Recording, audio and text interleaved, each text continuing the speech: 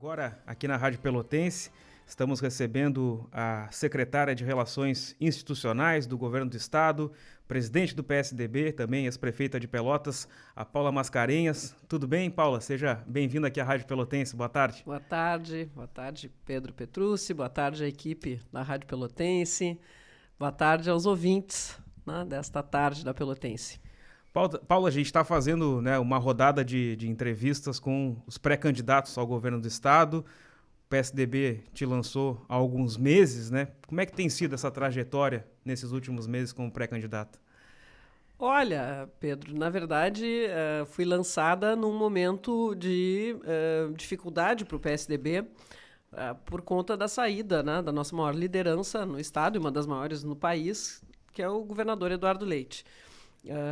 O partido, na verdade, busca se reestruturar e, como faz parte, né, desta aliança que governa o Estado, né, e se sente como um partido responsável, né, tanto pela eleição do governador quanto pela elaboração do plano de governo que está sendo executado e também por sua execução, então sentiu que tinha legitimidade para colocar o nome, né? Eu tenho dito que um ano antes da eleição é o momento dos partidos buscarem visibilidade, buscarem apresentar os seus nomes, né, os seus líderes, e que, claro, num contexto como o que nós atravessamos, né, de um governo que tem vários partidos na sua base, é natural que agora as conversas vão acontecendo para que a gente, né, chegue num processo, né, de muito respeito, né, de muita conversa, né, e de muita paciência, mas que a gente chegue ao final desse processo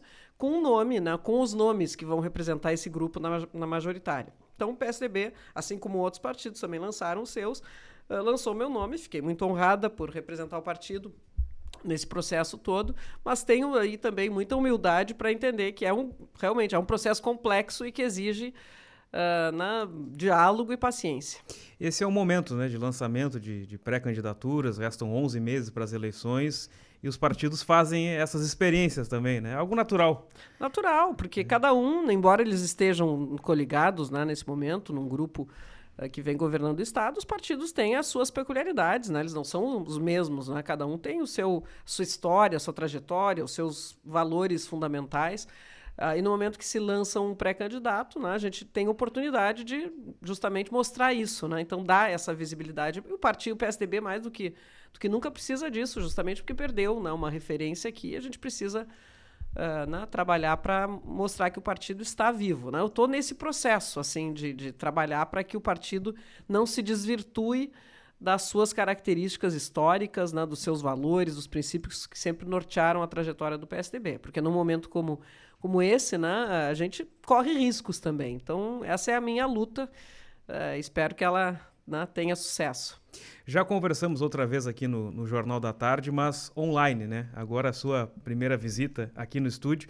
Então eu queria perguntar assim, se mudou o olhar, estando na Secretaria do Estado, para Pelotas do que era como prefeita ou como vice-prefeita desses últimos 12 anos? Olha, na verdade, ainda é muito recente, né? Eu ainda estou muito vinculada à Prefeitura de Pelotas. A Pelotas sempre fui e sempre serei vinculada, né? Sou uma filha dessa terra e a minha casa é aqui, né? Tenho endereço aqui, embora, claro, moro em Porto Alegre nesse momento, né, por conta das responsabilidades do trabalho. Mas ainda estou muito próxima da administração, né? É muito recente. Então, mas, claro, quando a gente, né, se afasta um pouquinho, talvez algumas coisas fiquem mais claras, né? Quando a gente está envolvido na administração e com as responsabilidades, com os desafios, com os problemas, né? A gente, às vezes, mergulha e não tem uma visão que agora, né, eu consigo ter, digamos assim, de alguns desafios, de algumas oportunidades também, né? Enfim, tenho feito a minha parte como secretária para manter um diálogo muito constante aqui com Pelotas e com toda a Zona Sul. O governo do estado tem sido bastante cobrado, né, aqui de prefeitos da Zona Sul por uma atuação mais forte. Acho o Ronaldo Madruga, o presidente da Zona Sul, esteve aqui na sexta-feira pedindo uma ação maior do governo do estado a respeito dos pedágios, enfim. Como é que tem sido esse relacionamento com os prefeitos da Zona Sul? Não, o meu relacionamento é muito, muito bom, muito qualificado, né? Fui prefeita com eles, com boa parte, né, tem alguns novos agora, mas fui presidente da Zona Sul e enfim, a minha secretaria também, a de Relações Institucionais, tem como objetivo fundamental manter essa relação com os prefeitos de todo o estado. E eu tenho profundo respeito pela administração pública municipal, porque sei que é no território municipal que as políticas públicas realmente, né, ganham vida, ganham corpo, e sei do desafio dos prefeitos num sistema que é tão injusto com os municípios, né, o sistema brasileiro de repartição tributária que é tão injusto. Então o desafio é cada vez maior, né, fazer mais com menos, né, com cada vez menos. Então tenho um profundo respeito e uma grande amizade, né, com os prefeitos. O governador Eduardo Leite também foi prefeito e tem uma gestão muito voltada para as prefeituras. Não há prefeito no estado, no território gaúcho, que não reconheça, de qualquer partido, que não reconheça o quanto o estado está investindo nos municípios, abrindo editais, né, fazendo com que os municípios tenham acesso a recursos que influenciam, né, diretamente na vida das pessoas. Então, mas, claro, cabe ao presidente da Zona Sul, e eu entendo, e o Ronaldo é um batalhador, um lutador aí pelos interesses do seu município e da nossa região, é claro, cobrar mais, né? A questão dos pedágios, inclusive, o governador teve recentemente assim, uma atualização por parte da superintendência do DENIT aqui na semana passada. Eu estava em agenda aqui na Zona Sul, não participei, se não teria participado, mas isso é uma prévia de uma reunião que ele está pedindo ao ministro dos Transportes em Brasília, que deveria ser nessa quinta-feira, mas acho que vai ficar para a semana seguinte, em que aí eu quero, né, acompanhá-lo, justamente para tratar dessa questão dos pedágios aqui da Zona Sul, né, do fim da concessão e da nova licitação, né, e, sobretudo, de algo que eu acho fundamental, Pedro, que é esse período, né? Eu sei que vocês estão bem preocupados, né? O Jornal Hora do Sul tem falado muito sobre isso. Este período entre o fim, né, da concessão à Ecosul e o momento em que a nova concessionária, enfim, o vencedor da licitação, assuma. Dependendo do tempo, e ao que tudo indica, vai ser um tempo relativamente longo, infelizmente, né? Não houve planejamento. De março até não sei quando. Sabe-se lá quando. A gente se preocupa demais. Eu acho isso algo que pode nos afetar muito. Claro que a gente vem denunciando há muitos anos esse pedágio, que é um absurdo, né? O pedágio mais caro do Brasil, justamente numa região que é menos favorecida, né? A gente fala de tratar desigualmente os desiguais, mas o tratamento desigual aqui é para piorar a situação. É um absurdo total, né? Eu sempre disse que falta razoabilidade nesse contrato. Mas a culpa não é da concessionária, né? Eu acho uma infantilidade, assim, a gente jogar a culpa, né, como se a Ecosul fosse o grande monstro da história, quando, na verdade, foi um contrato mal feito lá atrás. A gente não pode repetir esse erro, a gente precisa... Agora, a pior das soluções é a gente ficar muito tempo sem pedágio, porque isso significa falta de manutenção. Não vamos nos iludir que o DENIT vai conseguir manter as mesmas condições de manutenção. Basta ver o que está acontecendo no trecho de Camaquã a Porto Alegre. Eu passo muito nesse trecho, vindo para cá, e percebo a deterioração semana a semana. E, além disso, o desafio para os prefeitos, né? Como é que fica a questão do atendimento, né, da prestação de serviço e de socorro aos usuários da rodovia, além do que com menos recurso, né, porque deixa de entrar o tributo também. Então, é uma solução imperfeita essa, né, e a gente, certamente, o governador está indo lá para cobrar, né, que tenha que o governo federal ofereça uma solução melhor para a Zona Sul, que, né, merece mais respeito depois de tantos anos sofrendo com pedágio altíssimo. Essa expectativa de resposta, de ter ou tem algo mais concreto, assim, vamos começar tal dia, tem como trazer essa data, não? Começar... algum tipo de licitação? Não, isso não tenho ideia, né? Isso a gente vai até saber do DENIT. Tentar saber deles, né? Sim, com certeza. Vamos buscar essa resposta, saber a previsão né, de tempo, o que eles calculam, mas, sobretudo, o que vai ser feito nesse intervalo. Né? Eu era e já fui bastante criticada por isso, mas não vou ter medo de dizer o que eu penso. Eu acho que uma prorrogação de contrato com recursos a menor, e há algum tempo atrás existia, inclusive, a proposta de investimento com recursos, né, com uma tarifa, né, um valor do pedágio bem menor, investimentos, e a gente manter a rodovia em condições. Eu acho que essa solução era melhor, né? Acho que está inviabilizada por tudo que eu ouço, e acho que também o ano que vem, sendo ano eleitoral, complica tudo. Acho que o governo federal vai gostar de poder dizer que tirou o pedágio mais caro da região, mas, né, isso é discurso. Eu quero, na realidade, do dia a dia das pessoas que transitam por essa rodovia, como é que vai ser? Né? É uma preocupação muito grande. E, além disso, tem outra coisa. Essa deterioração, se for muito grave, não só da praça de pedágio, não sei se vai ser com praça de pedágio o sistema, ou se vai ser free flow, mas seja como for, a deterioração não só da praça, mas também das praças, mas também da rodovia, isso implicará no valor, né, da tarifa proposta. Então, quanto mais pior, quem chega vai cobrar mais. Exatamente. Se tiver muito deteriorado o valor, a gente espera, todo mundo se ilude de alguma forma, enfim, ou tem a esperança, né, vamos falar assim, de que essa licitação vai reduzir, né, vai fazer despencar os valores. Ninguém sabe, ninguém tem certeza, ninguém sabe se vai ter muita disputa, se vem só uma concessionária. Então, acho que a deterioração é mais um inimigo, né, também por isso. Paula, conversando na semana passada com o vice-governador Gabriel Souza, nessa mesma rodada de pré-candidatos, ele deixou escapar, e a gente acabou errando em não aprofundar, que tem um grande projeto para a Zona Sul vindo até o final do mandato do governo do estado. Que projeto é esse, Paula? Eu quero dizer, antes de qualquer coisa, que a gente estava falando, né, do presidente da Zona Sul, das demandas e tal, mas é importante registrar, eu já disse isso, vou reiterar aqui. A Zona Sul é a segunda região que recebeu o maior volume de recursos do estado. E não é a segunda região mais populosa. Né? A gente só perde para a região metropolitana, que tem muito mais habitantes do que a nossa Zona Sul, mas recebeu o segundo aporte mais volumoso. Ou seja, temos grandes obras do estado aqui, temos, só para citar duas, talvez das maiores, essa duplicação da entrada de Rio Grande, o pronto-socorro aqui em Pelotas. Então, não se pode falar de uma desatenção do governador. Claro que ele não pode só olhar para a Zona Sul, né? E ele olhou para todos os municípios, mas há uma atenção especial e acho que os prefeitos, no fundo, reconhecem isso também. Mas eu quero dizer o seguinte, se o Gabriel disse isso e não anunciou, não posso ser eu anunciar, né? Não sei exatamente. A gente só percebeu depois, reouvindo a entrevista. A que ele se refere, mas certamente, né, ou será ele ou o governador. Eu não estou, nem estaria autorizada.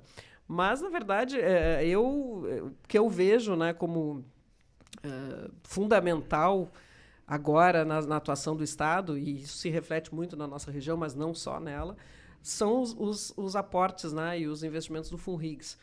Esses investimentos em resiliência, porque nós estamos, né, no período da COP30 e a gente precisa lembrar que o Plano Rio Grande, né, ele é fundamental para o futuro do Estado. Não só para ser uma resposta, né, de adaptação, de resiliência, de proteção do Estado e das pessoas à crise climática, né, às mudanças, aos eventos extremos, mas também porque isso, já estou sendo repetitiva, mas vou seguir insistindo, isto é um diferencial competitivo e será cada vez mais. Não é à toa que o mundo está reunido tratando dessas questões, e todo o investimento privado já é assim, e cada vez vai ser mais. Todo investimento privado vai olhar para quais são as regiões do planeta, onde há uma melhor adaptação, uma melhor resposta, quais são os territórios que são mais capazes de dar respostas mais ágeis, mais consistentes a esses eventos. E eu não tenho dúvida de que o Rio Grande do Sul sai na frente, depois de sofrer muito, né, sai na frente, e isso vai ter um efeito econômico, se tiver uma continuidade. Eu espero, né, sinceramente, que tenha estratégica de compromisso com este plano, que é um plano que vai levar anos, né, embora os recursos do FUNRIGS tenham data para terminar, mas o Plano Rio Grande, essa visão de futuro do Estado, ela segue. E eu tenho certeza de que isso vai ser muito importante. O Rio Grande do Sul será, se já não é, o estado mais resiliente do Brasil. E vou aproveitar, Pedro, para dizer isso, né? Eu tenho, como presidente da Agência de Desenvolvimento, que também sou da Zona Sul, tenho lançado esse chamamento às lideranças, não só aos prefeitos, mas a todas as lideranças. Estive agora há pouco com a reitora da UFPEL, na semana passada estive com a reitora da FURG, convidando as duas instituições, né, e não apenas essas, vamos fazer convites a todas as outras, mas essas como instituições de pesquisa de ponta nessa área, para se associarem a esse movimento que nós estamos chamando de Movimento Sul Resiliente. Porque acho que dentro do território do Rio Grande do Sul, nós podemos nos destacar. Dentro do território de um estado que já vai chamar atenção, né, que pode ser o estado que chame mais atenção pela sua resiliência e capacidade de resposta, nós podemos ser a região mais capaz também de dar essas respostas técnicas, científicas. Temos 3 projetos que foram aprovados agora no CRIEC, que é um Centro Internacional de Estudos justamente relativos às mudanças climáticas. Nós tivemos o NIP aqui da UFPEL, que é o Núcleo Integrado de Previsão, que é justamente aqueles profissionais que nos ajudaram na enchente. Eles conseguiram recursos e estão nos ajudando a construir um projeto, e eu dou aqui em primeira mão para a imprensa, um projeto de resiliência e adaptação regional. Porque os municípios têm trabalhado nisso, né? Pelotas já até antes da enchente já tinha um plano de resiliência. Mas a nossa proposta é de fazer um plano de resiliência e adaptação que seja regionalizado. A gente já tem um trabalho de integração muito forte, né? Puxado aí pela Defesa Civil, o Coronel Facim está junto conosco nesse trabalho. A ideia é poder, assim, mobilizar todas as lideranças lideranças empresariais, lideranças acadêmicas, políticas, empresários, em torno disso, né? Vamos criar aqui esse ambiente diferenciado. A gente tem tudo para fazer isso. E tem muitos eventos, a Prefeitura de Pelotas, junto com a UFPEL, outro dia estava lançando um evento. Sim. Tudo isso, tem o Geoparque, né? Que está sendo também concebido lá na UFPEL. Tudo isso se junta nesse grande movimento, né, pelo Sul Resiliente. Então, queria também convidar a Hora do Sul para se integrar a isso. Né? A gente deve ter um evento agora, estamos por marcar a data, talvez no dia 4 de dezembro, um seminário aqui em Pelotas, para apresentar os estudos que já tem, o pessoal do CIEX, da FURG, o pessoal aqui do NIP, da UFPEL, e mostrarmos o que já temos, né? O que a gente já tem, né, de desenvolvido, e o quanto isso junto, né? A gente envelopa, na verdade, a ideia da agência de desenvolvimento é envelopar tudo isso neste grande movimento para poder vender a nossa região, entre aspas, né? Apresentar para o mundo a nossa região como uma região onde vale a pena investir, uma região diferenciada nesse aspecto, em tantos aspectos, né? Na saúde, no ensino, no ensino universitário, e não só, na educação como um todo, e na inovação, e também no potencial turístico, enfim, sim, mas também nessa capacidade aí de resiliência, de adaptação e de proteção. Os recursos do FUNRIGS, os mais recentes, são para a construção dos diques do Vasco Pires e do Laranjal, né? São esses, sim, né? Sim. Isso. Então está em tramitação o trabalho ali da Estrada do Engenho, né? Perfeito. Na verdade, o recurso, a pedido da Prefeitura, ele vai ser depositado quando a licitação já estiver pronta. Né? Foi o pedido que a Prefeitura fez ao Estado. O pessoal diz, mas não chegou o recurso, porque os trâmites estão ocorrendo para a licitação. Quando tiver a licitação se encaminhando para o fim, ou já um vencedor, enfim, quando forem assinar o contrato, o Estado deposita, é fundo a fundo, é muito rápido. Perfeitamente. Seguindo nossa conversa aqui com a Paula Mascarenhas. Paulo, o PSDB está numa mudança, né? Começa pelo presidente nacional, o Aécio Neves, tem a aliança do Ciro Gomes, enfim, mudanças que devem passar aqui pelo Estado também, né? Com o deputado Daniel assumindo o partido, a partir da tua saída, enfim. Tu vai seguir no PSDB? Eu, Pedro, tenho disposição de seguir no PSDB, se o PSDB seguir como PSDB, né? Com as suas bandeiras históricas, com seus princípios, com seus valores, dentro da base aliada do governo Eduardo Leite. Então, tem muitas questões. Justamente, o partido, né, vem nesse momento, né, de transição. Eu nem gosto de falar de crise, nem de... É um momento de transição, às vezes é uma oportunidade justamente de crescimento, né? O PSDB foi muito vítima da polarização. Claro, também de algumas, talvez, decisões equivocadas, né? Não tivemos candidato a presidente na última eleição, acho que isso sempre prejudica um partido, mas o fato é que, como o PSDB é um partido de centro, né? Busca o equilíbrio, tem capacidade de diálogo com todos os lados, houve um momento no Brasil em que isso não era valor, ao contrário, né? As pessoas queriam posições radicalizadas, que não é o nosso jeito de fazer política.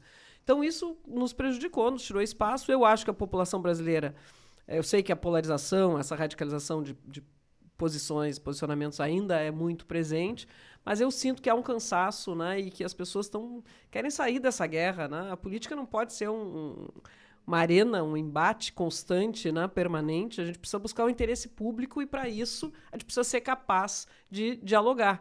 Então, de aceitar o pensamento divergente, respeitar o pensamento divergente, até de entender que ele pode ser um trampolim para avançar, né? É no encontro de ideias diferentes que se produz novos sentidos e, enfim, a política é esse lugar, né? E hoje em dia no Brasil cada vez mais é um ringue, né? Isso é muito cansativo e não é produtivo, ao contrário. Faz muito mal ao país. Então, eu entendo que o PSDB né, terá um espaço, o centro vai ter um espaço para partidos. Eu espero que o PSDB tenha condições, né, estratégia, inteligência de se colocar nesse espaço. Trabalho para isso.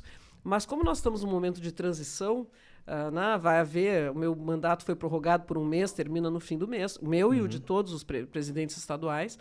Nós vamos ter um novo presidente. O deputado Daniel foi sondado, mas acho que não existe ainda uma certeza absoluta de que será ele. Então, nós estamos vivendo uma incerteza, um momento de uma certa apreensão, porque dependendo, né, de quem assuma, o partido pode não seguir exatamente essa linha na qual eu acredito. Sim. Então, a minha decisão vai depender muito disso, né, de qual PSDB teremos a partir de dezembro, né, com quais compromissos aqui no Estado e com que linha política. Eu espero que se mantenha e, nesse caso, a minha preferência é por estar nessa sigla na qual já milito há quase 10 anos e onde me sinto muito bem. Meu primeiro voto para presidente da República eu não era nem filiada, nem nunca imaginava naquela época, lá em 89, que ia um dia fazer política, concorrer, ser prefeita de Pelotas, nem nos meus...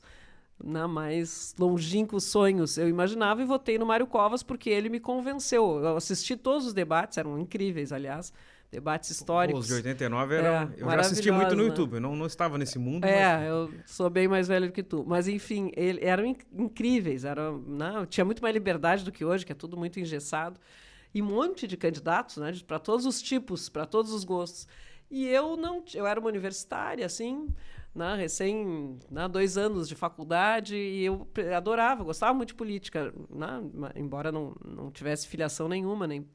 E aí eu fiquei na dúvida entre o Mário Covas e o Roberto Freire. O Roberto Freire era do PC. Sim. Depois eu até militei com o Roberto Freire, porque eu fui filiado ao PPS. Mas o Mário Covas me convenceu. Acabei me encantando pelo pensamento, pela força, pela coragem, pela inteligência dele.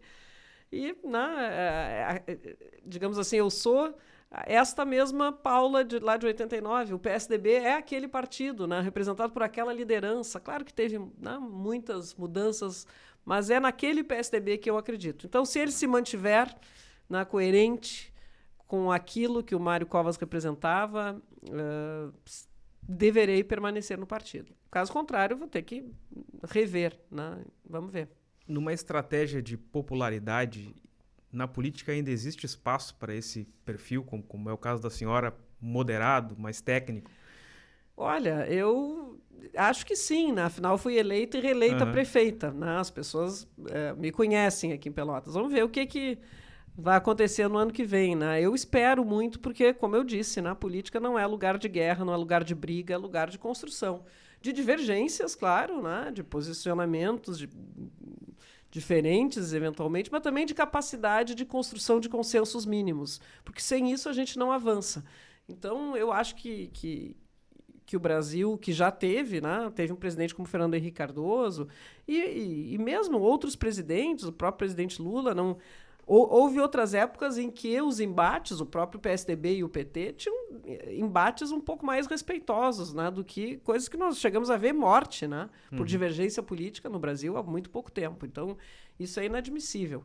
Eu acredito, sim, que tem espaço para equilíbrio, para moderação. Moderação é até uma palavra que pode ser ruim, né? Moderado parece a pessoa que não tem motivação, paixão, vontade. Não é isso, é o contrário. Eu tenho muita vontade, muito entusiasmo, né? Me entusiasmo e me encorajo pela boa política e pelos tantos desafios que temos, mas sou capaz de sentar com qualquer pessoa e dialogar e manter um diálogo, né, respeitoso, porque acho que é assim que se constrói.